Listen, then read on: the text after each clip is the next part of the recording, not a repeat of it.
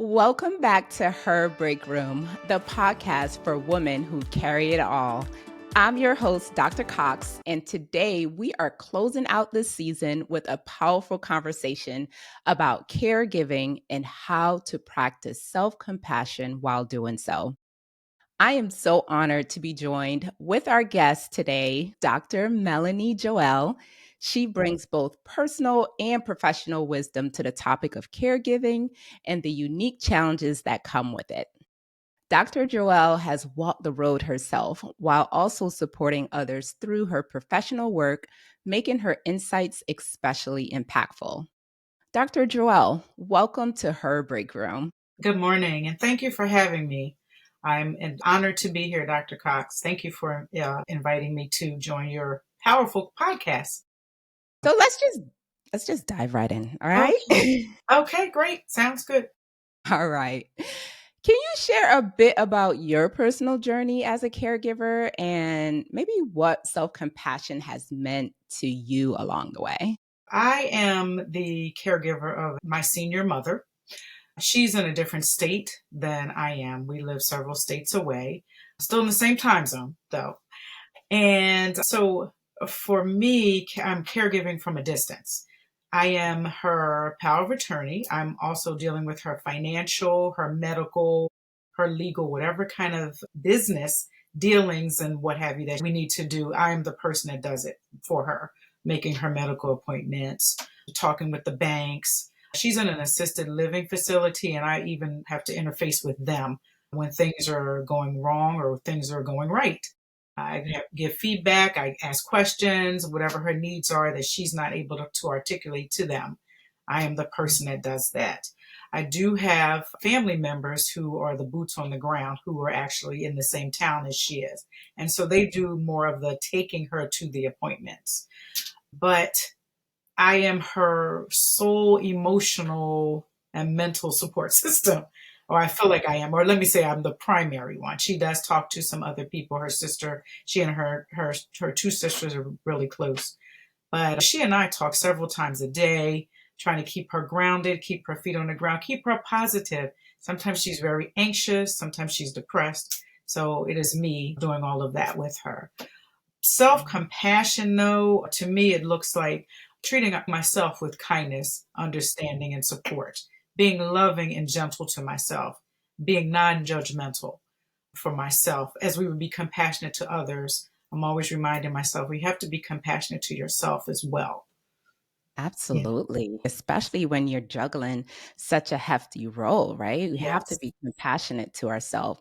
At Yes. what point did you realize that it was essential, not optional, for you to give yourself self-compassion? Okay. So let me just say self-compassion and self-care to me go hand in hand. They're Mhm. sisters or cousins or whatever we want to call them, right? They're related. We have to be compassionate toward ourselves, and in order to recognize we need to practice some self-care. We have to take care of ourselves, right? And so when I found that I was, not getting enough sleep, not getting enough Mm, exercise. I was doing a whole bunch of tasks for mom and not doing mhm. anything for me. I'm also a mother and a wife, as as well as a therapist. And as the old adage said, you can't pour from an empty cup. And so I recognized that I needed to do some things to help to pour back into me, replenish me, help me to be the best mother, wife, Mhm. therapist, daughter, even for her. Mm, mhm. Yeah, and kind of a light bulb moment said, okay, wait a minute, you need to do some things. When I found I wasn't sleeping well, when things were just, I'm all forgetting things, not Yeah. being able to articulate what I need to articulate, not being able to take care of tasks. Yeah, Yeah, wow. yeah. I mean, all of those, like, signs, right, that your body is giving you, that your mind is giving you, that it's time to take care of myself. And And, you know what, like Dr. Cox, I thought that it was going to end up affecting me physically too. So I said, okay, let me just do something now Mhm. before I end up in an ER or something like that. Let's Oh use my gosh. some wisdom. Yes, yes, trying to be preemptive, right? Trying to get Exactly. at it before it takes the Exactly. toll on you physically. I love that you were able to recognize that and then implement some strategies to help yourself so that you didn't get physically Exactly. affected by it. Yeah, for sure. And another thing that I noticed that some caregivers experience is guilt, right? Yeah. Or the Yes. feeling that Uh-huh. we're not doing enough. Exactly. What have you noticed about this for Yeah. yourself, or have you noticed this yourself? And how can self compassion kind of soften that? Yes. So I have definitely felt guilty. Felt like I get again, as I told you, I'm in a different state than my mother. And sometimes I'm like, I really need to be there, or I should have done that, or I should be doing this. Mhm. Sometimes if I want to take a break, as I said, Mhm. we talk several times a day. Sometimes it's like, I just don't want to talk right now. I just want to be able to do whatever I need to do. But I know she needs me. So the little guilt comes in there. But the funny thing, Dr. Cox, is that other people help us to feel guilty as well. And I'll give Oh, you an example. There have tell me been more. family members and friends saying, how come you're not here? Why are Mhm. you not doing this? Don't Mhm. you think you should be talking to your mother about this or handling this? And I want to remind myself and I want to remind all the other caregivers, we are not superwoman and we're not Oh, superman. You that's cannot right. do everything. You That's just, right.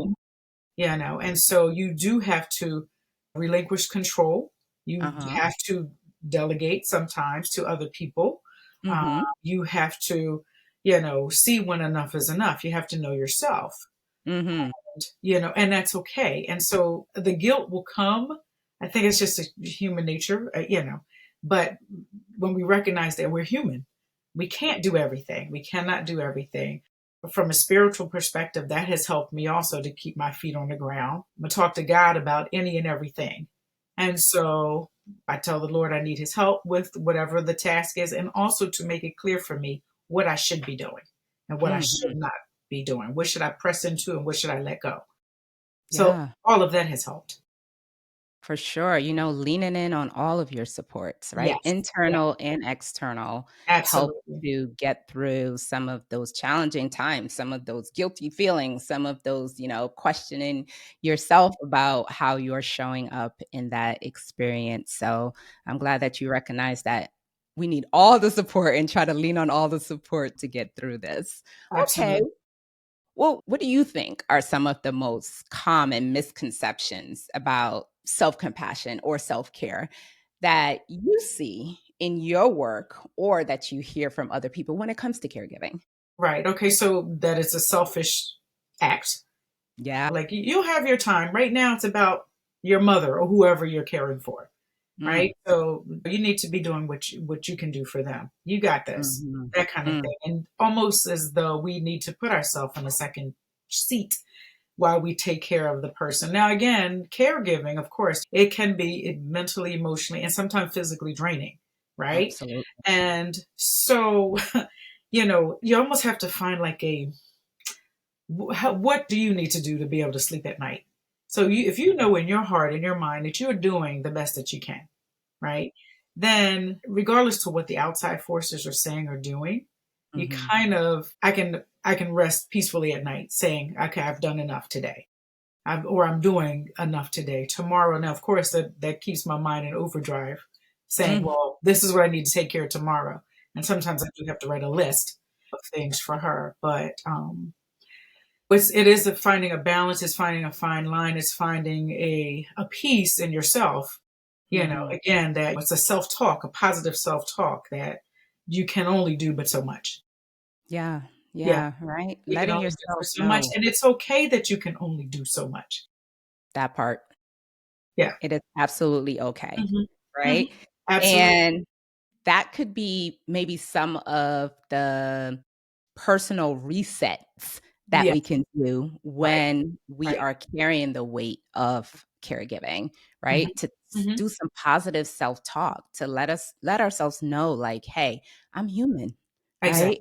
And I Right. can only do Right. so much, Exactly. and I am giving what I can give because Exactly. I also have other areas of my life that I need to give, right? You said you're a mom, you're a therapist, you're a Exactly. wife, I'm sure you're a friend, you're involved in your community. So there's so many things that's Exactly. pulling.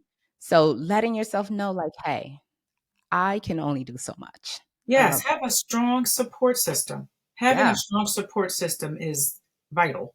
Hmm. That's an essential component of sustaining yourself as a caregiver. For sure. You have to have that support system. Either people that are walking the same walk or and those that are not. And Mm-hmm. those that are not also. People that can keep you grounded. People that Yeah. can say, "Come on, let's go have a cup of tea." Mm. People that will just let you vent to them. Hmm. Right? Let's not forget the community support. There's support groups. There are all kinds of resources for caregivers. Hmm. And so we have to use those. I think again, we sometimes people get caught up in, I got this, I can do all of this, and what have you. And they make themselves out to be more than what they are with it until you start having some kind of issues you're on your own. Then okay, so I'm doing too much. As my Yeah. daughter says, you're doing too much. Yes. Young people love to remind us we're doing too much, right? Exactly. Yes. Exactly. But Exactly. that is so true. That's such a great point that you just brought up about utilizing the community, your friends, your family. Even you said that there's family that lives closer to your mom than you. So leaning on them or even like your networks. And because all of those things do help with sustaining our self compassion so that we know that, hey, it's okay. Right. Exactly. Exactly. Yeah. Exactly. Interesting enough, right before I got on this podcast, I received a text message from my aunt asking or saying to me that she did not know my mother had an appointment today. There's someone Mm-hmm. that's coming to the Mm-hmm. facility to see her. She does not have to take her out, right? It's Mm-hmm. just an appointment there. And my aunt says to me, I didn't know that your mother had this appointment. Okay, well, Mm. forgive me. I can't remember everything.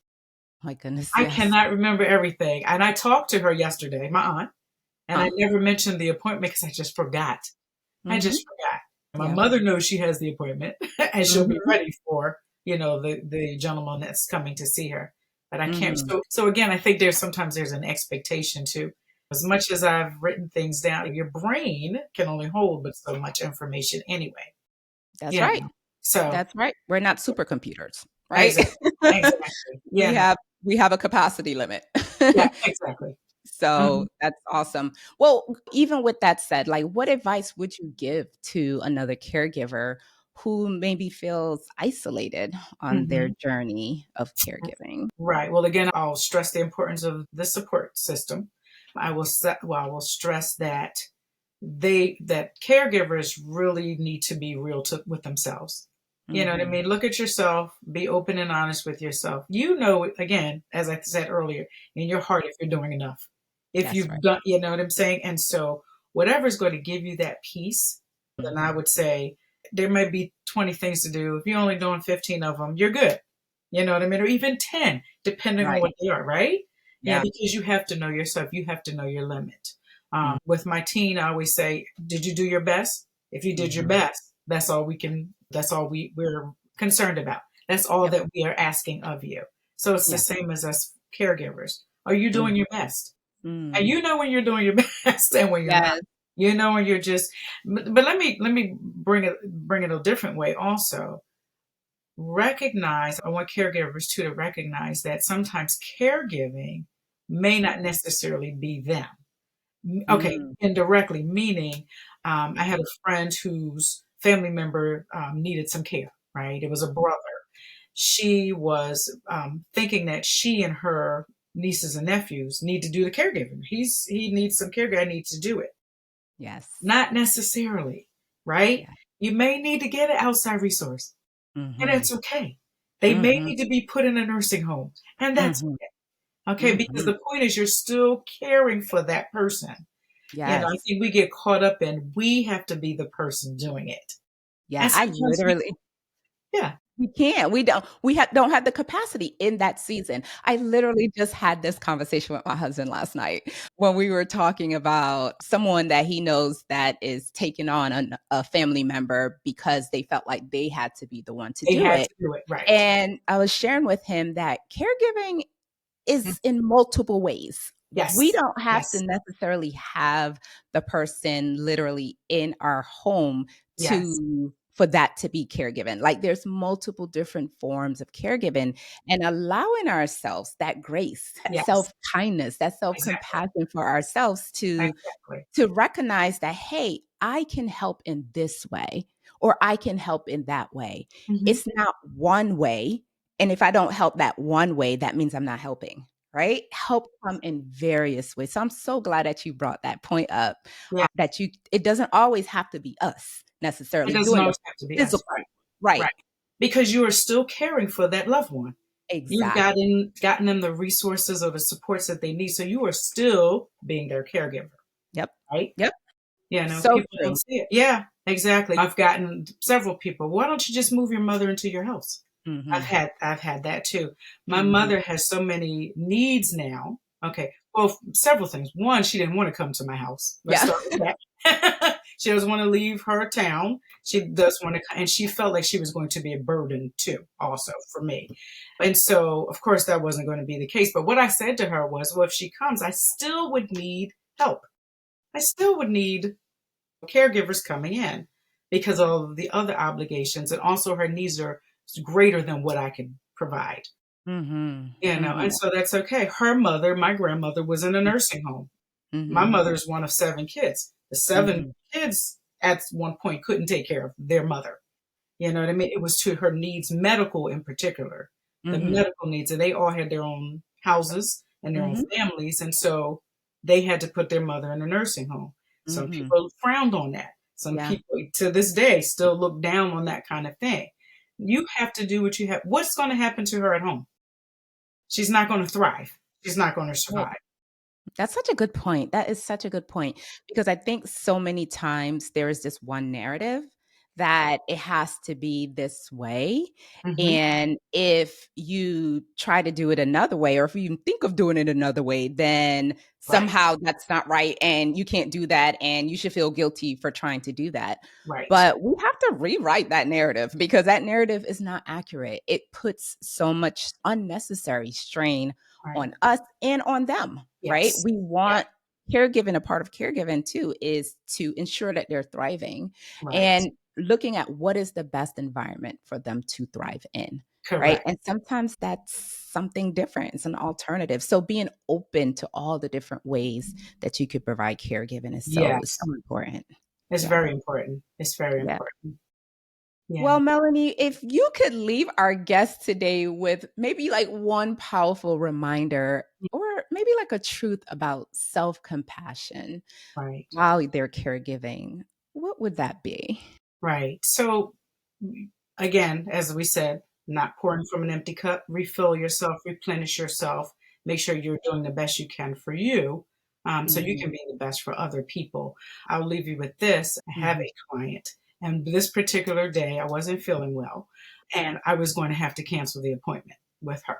I needed to take a sick day. But I knew that she had such pressing issues and was looking forward to the appointment. Okay. And mhm, so I was actually looking forward to helping her with the situation. And so I fought with myself, and I ended up calling her and I said, look, I'm sorry. I'm not going to be able to see you today. I'm just not feeling well. You know, we're going to have to reschedule. And I'm just doing all this apologizing. And she said something to me that was so freeing and that mm, brought things home for me. She said, Dr. Joell, if you don't take care of you, mm, you want to take care of me. that part. Right. And Wow. that brought That's it all it. home for me. Exactly. That's it. So caregivers, take care of yourself so you can Mhm. take care of others. That's right. That's right. We Very gotta important. put on our oxygen mask first. Actually, We gotta yes. take care of ourselves first, and that's Yes. not selfish. No, no, no, That's no, not no, no. selfish at all. That's It's self-love. vital. Self Yes, self love, self compassion, all of that. yes, All of all of it. that, How are and you we going deserve to that. Yes, exactly. You cannot do for others if you have not done for yourself. Right. So That's thanks right. to that client. Thanks for those reminders. Thank you for allowing me to articulate that again. Yeah. Yes, it had a positive, powerful reminder. Ooh, I just love it when sometimes somebody else can just bring it home for us, right? Just Exactly.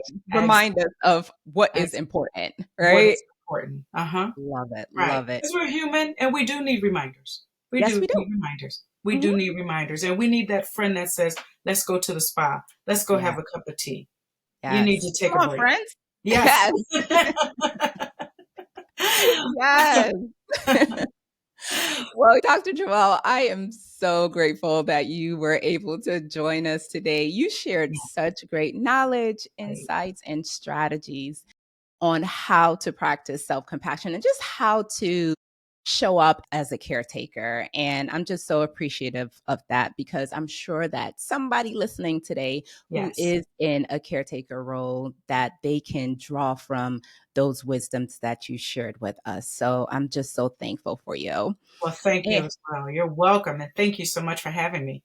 yeah, oh, you're welcome. Anytime, anytime. Well, guys, thanks so much for joining us. And come on back. We'll be back for season 2 in February of 2026. So mark your calendars, right? And until next time, guess what? You guys take care of yourself, be well, and don't forget to breathe.